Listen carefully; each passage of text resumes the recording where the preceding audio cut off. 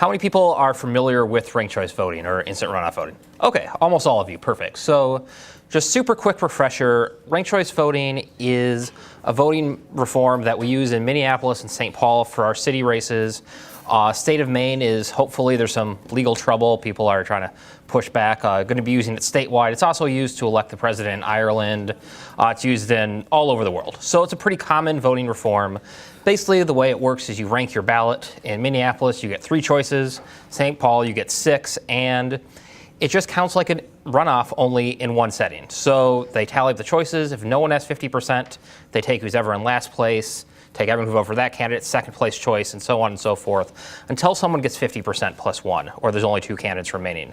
The great benefit of this system, especially for parties like the Libertarians and other third parties, is that it gives a voice to all of the voters to express their true will and their true choice. You no longer have that situation. I'm sure many of you have experienced someone trying to tell you that they really want you to vote for one of the major party candidates. You would really prefer to support the Libertarian, and it can cause a little bit of a, confrontation. I know people in my life who are the exact same way, where, they've felt pressure not to support the person they really want because they're worried about splitting the vote. And in Minnesota, this has become a huge issue. I think 2014 was the first time we elected a governor with the majority of the vote since 1994, which means we have a long history of strong third parties, but never ones that can really sustain that support in a long way. Jesse won as an independent reform, and then that party kind of took a tank dive after he left office. So we really think that ranked choice voting is the best and really the only real way to make sure that third parties can become major parties and become always relevant and competitive. Because right now, as we've seen in our politics, every time a different party does well, there's always a backlash and they always go down because we can only have one. So voters really, when voters go over and they make that leap to voting for an alternative, oftentimes they go back the next cycle, and we don't like that. We think that voters should really be able to express their true choice and not feel any of that pressure to vote for someone who they really don't want with their first choice. So that's kind of a bit of why we think that ranked choice voting is great, why we're really glad that the Libertarian Party is supportive here in Minnesota. And I just wanted to talk, then briefly a little bit about kind of what our work is right now. So Minneapolis and St. Paul have just had a very successful ranked choice voting election where the vast majority of voters ranked their ballot. The overwhelming supermajority liked it and wanted to keep using it. And so we're looking at expanding.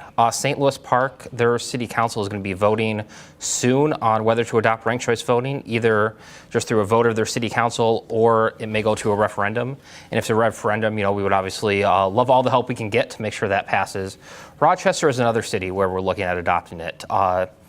And spread it around the state. A couple of the roadblocks that we have that some of us might not be aware of is right now in Minnesota, I didn't learn this until I started with MNFairVote, statutory cities and charter cities. Charter cities are generally the larger, Minneapolis, St. Paul, Duluth, Rochester, St. Louis Park, and some of the suburbs, but not all of them. So like Edina isn't a charter city, they're a statutory city.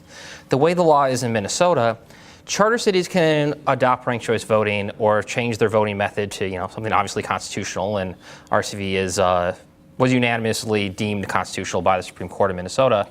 They can do what they want as long as it follows. A statutory city has to go to the legislature on bended knee and say, please, we want this, even if 100% of their population votes for ranked choice voting. They have to go to the legislature and have people from the Iron Range to Wilmer to St. Cloud to Rochester, all over.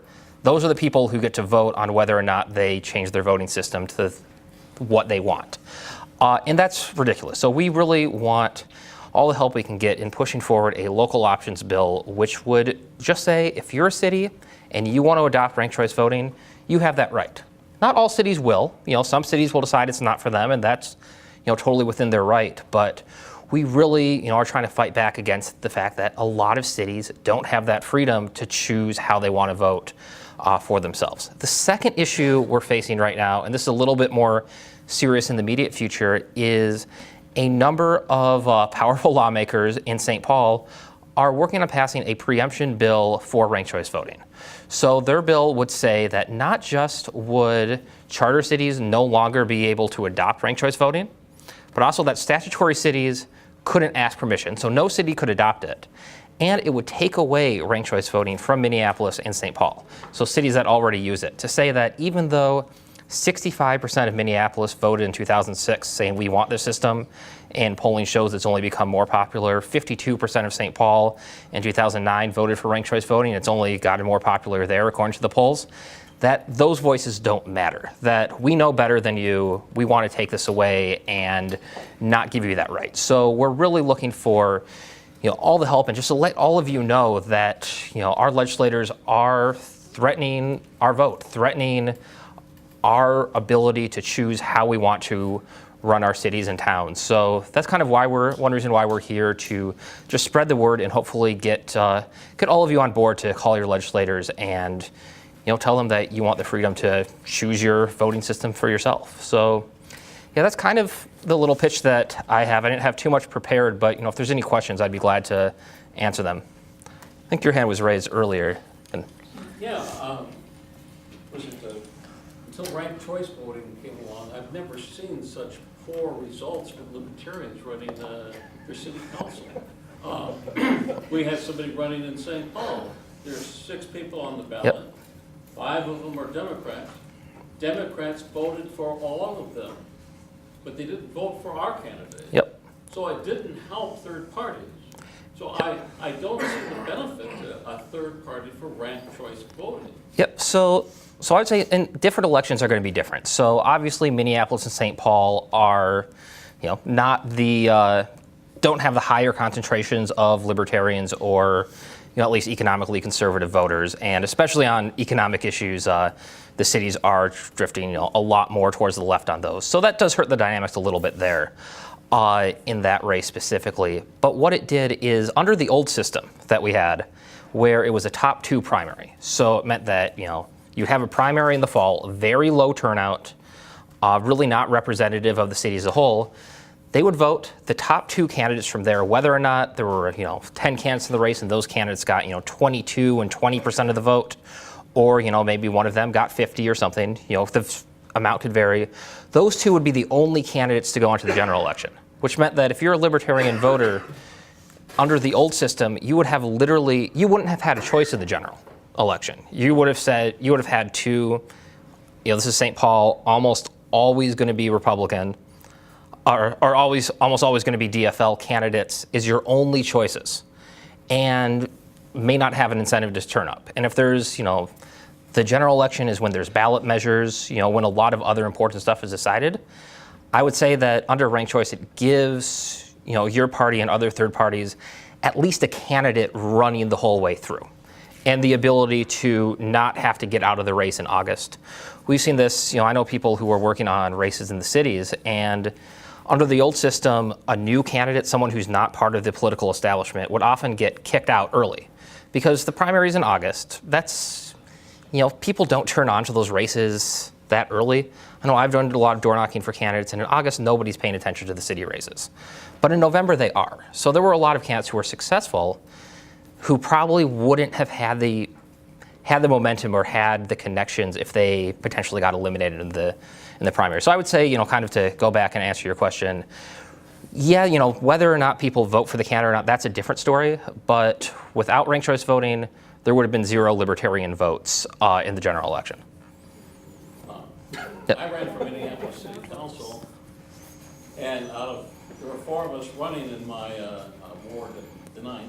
Yep. And I came in second. Okay. So I got through the primary.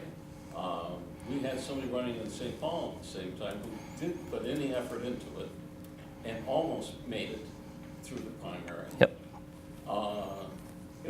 And then I ended up in the general election getting 1/3 of the vote. And it gave me an opportunity to work with the Green Party. They had certain things they wanted, and I wanted those things too. I didn't want the light rail going through a park or whatever. Yep. I didn't want it at all. And I didn't want a government-built stadium. Yep. And all this other junk.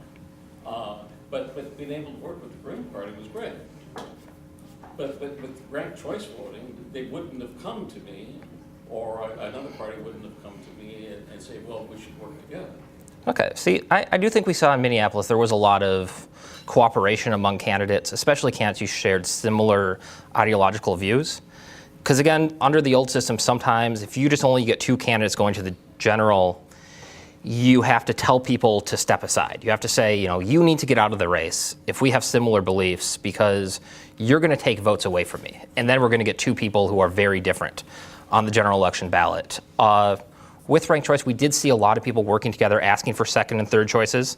And honestly, it was one of the most positive races and issues-focused races that I can remember. Question over there? We're going to wrap because of time. Great. But thank you, Mr. Landskroener. Yeah, thank you. Thank you.